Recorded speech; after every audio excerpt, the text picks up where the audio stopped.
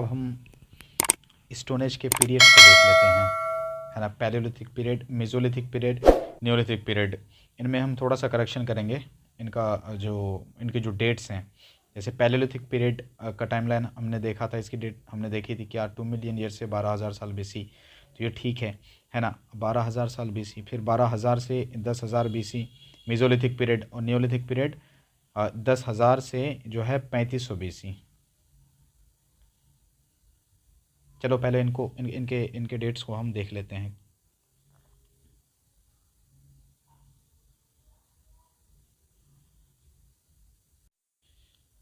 अगर Palaeolithic period के timeline को देखें, 2 मिलियन ईयर से लेकर के 12,000 साल बीसी,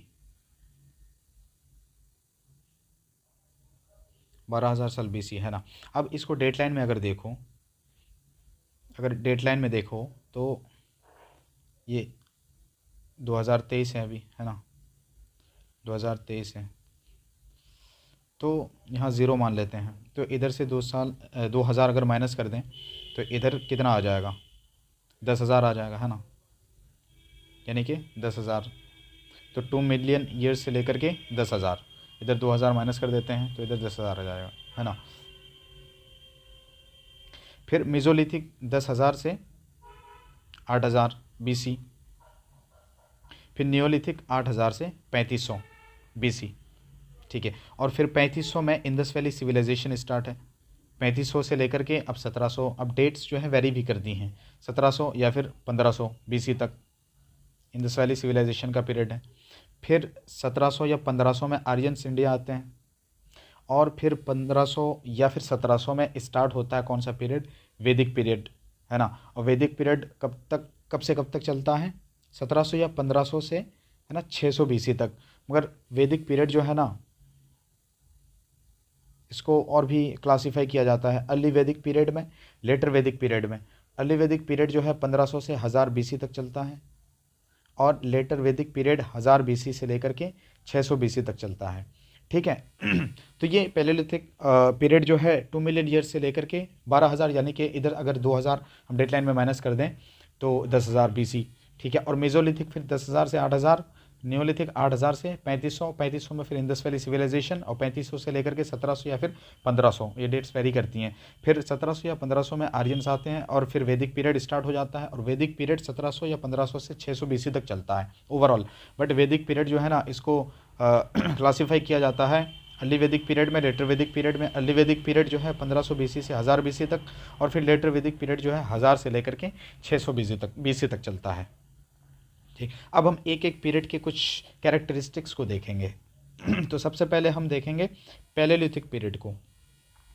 पैलियोलिथिक पीरियड टाइम हमने देख लिया 2 मिलियन ईयर से लेकर के 12,000 यानी वही 10,000 बीसी तक। इस पीरियड को जो है ओल्ड स्टोन एज कहा जाता है, क्योंकि ये सबसे पहला पीरियड है स्टोन एज का, तो इसी वजह से इसको क्या कहा जाता है, ओल्ड स्टोन एज कहा जाता है ना। अब पैलियो का मतलब देखो, ग्रीक वर्ड्स हैं ये दोनों, लिथोस का मतलब स्टोन और पैलियो का मतलब ओल्ड, तो पैलियोलिथिक मतलब ओल्ड स्टोन एज, ठीक।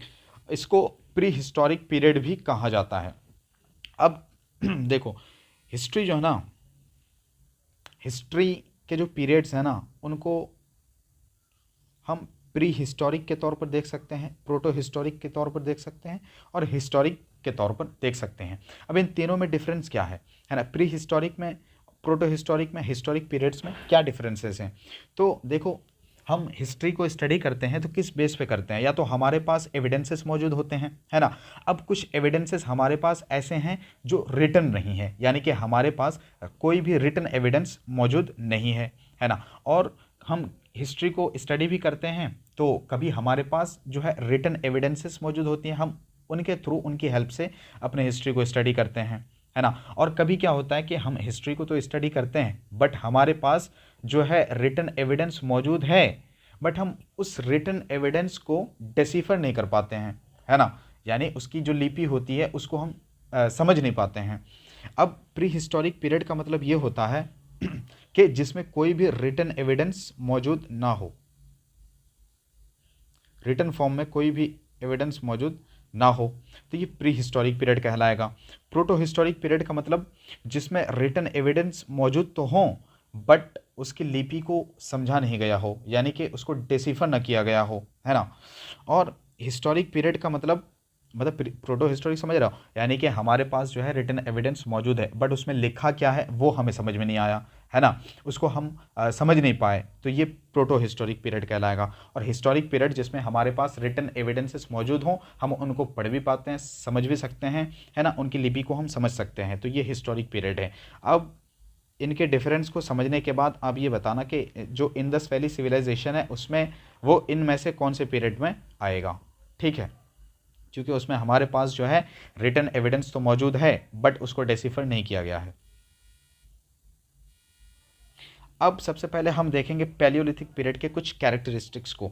तो पैलियोलिथिक पीरियड ये ओल्ड स्टोन एज है। इस पीरियड में लोग क्या करते थे, बेसिकली हंटिंग गैदरिंग किया करते थे, एक जगह से दूसरी जगह मूव किया करते थे, किसी जगह पर ये परमानेंटली यहाँ पे लोग नहीं रहते थे, है ना। तो humans were hunter gatherers, people lived in caves और huts, nomadic life was practised, moving from place to place. हाँ, इसमें एक ख़ास बात क्या है कि fire was discovered in this palaeolithic period, है ना। तो फायर डिस्कवर की गई थी कब, पैलियोलिथिक पीरियड में। और पैलियोलिथिक पीरियड में भी हमने देखा था कि लोअर पैलियोलिथिक, मिडिल पैलियोलिथिक, अपर पैलियोलिथिक पीरियड। तो अगर हम स्पेसिफिकली देखें तो फायर को डिस्कवर किया गया था मिडिल पैलियोलिथिक पीरियड में, बट ओवरऑल फायर डिस्कवर की गई थी कब, पैलियोलिथिक पीरियड में, ठीक है। तो पैलियोलिथिक पीरियड में लोग क्या करते थे, हंटिंग गैदरिंग किया करते थे, एक जगह से दूसरी जगह मूव किया करते थे, नोमैडिक लाइफ यानी कि वो प्रैक्टिस करते थे, किसी जगह पर वो परमानेंटली नहीं रुकते थे। और फायर को डिस्कवर किया गया था इसी पैलियोलिथिक पीरियड में। अब उस पैलियोलिथिक में भी अगर हम बात करें तो मिडिल पैलियोलिथिक में स्पेसिफिकली फायर को डिस्कवर किया गया था। अब लोअर पैलियोलिथिक पीरियड यानी कि अर्ली पीरियड है बिल्कुल, है ना, identified by first usage of stone tools. फिर मिडल पैलियोलिथिक, ये क्या ट्रांजिशन पीरियड है, ट्रांजिशन फेज है, किसके बीच में, लोअर पैलियोलिथिक और अपर पैलियोलिथिक के बीच में, है ना। फिर upper palaeolithic called late stone age, इसको क्या कहा जाता है, लेट स्टोनेज भी कहा जाता है। तो ओवरऑल हम पैलियोलिथिक पीरियड के कुछ कैरेक्टरिस्टिक्स को देख रहे हैं। अब हम देखेंगे मेसोलिथिक पीरियड को, इसके कुछ कैरेक्टरिस्टिक्स को देखेंगे। तो मिडिल स्टोनेज भी कहा जाता है इसको। अब मेसो का मतलब क्या है, ये भी ग्रीक वर्ड है, लिथिक का मतलब स्टोन है, मेसो का मतलब मिडल है, तो मिडिल स्टोनेज कहा जाता है इसको। इसका टाइम पीरियड क्या है, इसका टाइम पीरियड है 12,000 से 10,000, है ना। और अगर 10,000 देखें डेट लाइन में तो 10,000 से 8,000, 2,000 अगर माइनस कर दें,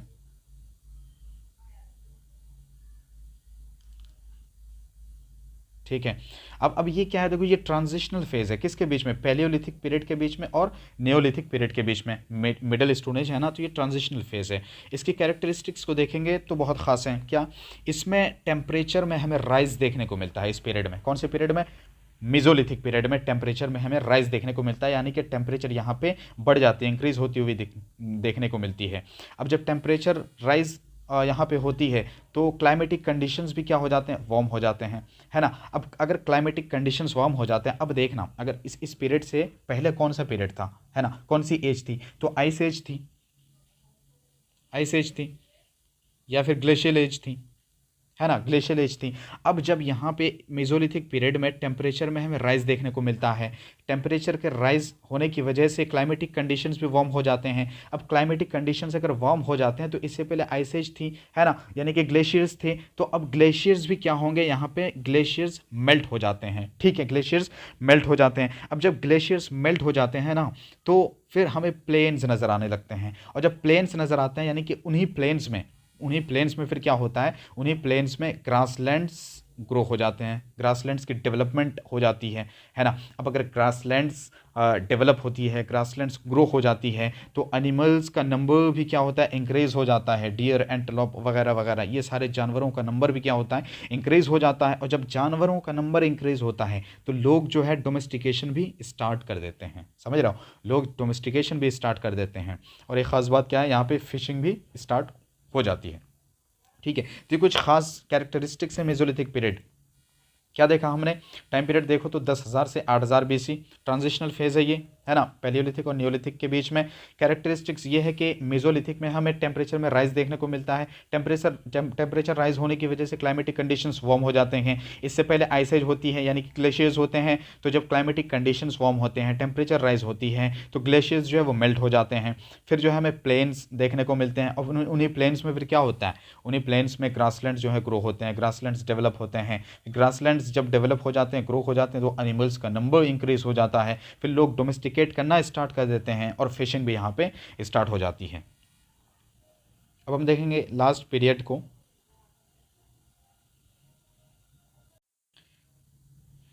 यह है नियोलिथिक पीरियड। इसका टाइम पीरियड क्या है, 10,000 या फिर 8,000 से, है ना, 3500 BC तक टाइम पीरियड है। और ये last phase of pre history है। ठीक है, प्री हिस्टोरिक पीरियड का ये लास्ट फेज है। इसको न्यू स्टोनेज भी कहा जाता है। नियोलिथिक पीरियड को न्यू स्टोनेज क्यों कहा जाता है, क्योंकि इसमें अलग अलग तरह के स्टोन्स हमें नज़र आते हैं। अलग अलग तरह के स्टोन्स, यानी कि कैसे स्टोन्स नज़र आते हैं, पॉलिश्ड स्टोन्स हमें यहाँ पे नज़र आते हैं, यानी पॉलिश्ड स्टोन्स के यहाँ पे टूल्स नज़र आते हैं इस पीरियड में। इसी वजह से इसको क्या कहा जाता है, न्यू स्टोनेज कहा जाता है। कैरेक्टरिस्टिक्स की बात करें तो इसमें new types of settlements start हो जाते हैं। पॉलिश्ड स्टोन टूल्स हमें देखने को मिलते हैं यहाँ पे। अब देखो इसमें क्या होता है, देखो प्लेन्स, ग्रासलैंड्स वगैरह डेवलप हो चुके थे कौन से पीरियड में, मेसोलिथिक पीरियड में। नंबर्स ऑफ एनिमल्स भी इंक्रीज हो चुके थे किस पीरियड में, मेसोलिथिक पीरियड में, है ना। तो लोगों ने नियोलिथिक पीरियड में क्या किया, नियोलिथिक पीरियड में फिर लोगों ने कल्टीवेशन करना शुरू कर दिया प्लांट्स का। ठीक है, अब कल्टीवेशन शुरू कर दिया प्लांट्स का, तो फिर उन्होंने, अब जानवरों का नंबर भी काफ़ी इंक्रीज हो चुका था, तो लोगों ने जानवरों को पालना भी शुरू कर दिया, है ना। अब इसमें एक ख़ास बात क्या है, जब लोगों ने प्लांट्स कल्टीवेट करना शुरू कर दिया, जानवरों को पालना शुरू कर दिया, डोमेस्टिकेट करना शुरू कर दिया, तो ये क्या रिजल्ट करता है, ये क्या कॉज करता है, domestication and cultivation of plants, है ना, led to a settle life. अब देखो इसमें पॉइंट क्या है, पॉइंट ये है, मान लो लोगों ने प्लांट कल्टीवेट करना शुरू कर दिया, है ना, तो अगर वो किसी चीज़ को ग्रो करेंगे, है ना, किसी चीज़ को ग्रो करेंगे, तो उसके लिए जाहिर सी बात है उनको वहाँ पे रुकना पड़ेगा, है ना, रुकना पड़ेगा, क्योंकि अब ग्रो होने में टाइम लगेगा, तो ग्रो होने में टाइम लगेगा, तो इसी वजह से उनको वहाँ पे रुकना पड़ता है। अब इसी रुकने की वजह से धीरे धीरे ये लोग एक सेटल लाइफ जीने लगते हैं। ठीक है, यानी कि कल्टीवेशन ऑफ प्लांट्स, और कल्टीवेशन ऑफ प्लांट्स की वजह से ये जो है एक सेटल लाइफ स्टार्ट कर देते हैं, है ना। और जब सेटल लाइफ स्टार्ट कर देते हैं तो फिर विलेजेस भी, विलेजेस की ग्रोथ भी नज़र आने लगती है, हमें देखने मिलती है। ठीक है, तो न्यूलिथिक पीरियड में लोग क्या करते हैं, कल्टीवेशन ऑफ प्लांट्स स्टार्ट कर देते हैं, और कल्टीवेशन ऑफ प्लांट्स की वजह से लोग फिर एक सेटल लाइफ जीना शुरू कर देते हैं। तो ये थी कुछ ख़ास बातें स्टोन एज की। पैलियोलिथिक पीरियड को देखा, मेसोलिथिक को देखा, न्यूलिथिक को देखा, और हर एक की कैरेक्टरिस्टिक्स को देखा, टाइम पीरियड को देखा। ठीक है, अब नेक्स्ट वीडियो में हम जो है चैप्टर को देखेंगे। फिर चैप्टर की सारी चीज़ें हमें बहुत आसान लगने लगेंगी, क्योंकि इन्हीं चीज़ों को हम कनेक्ट करके पढ़ेंगे चैप्टर को।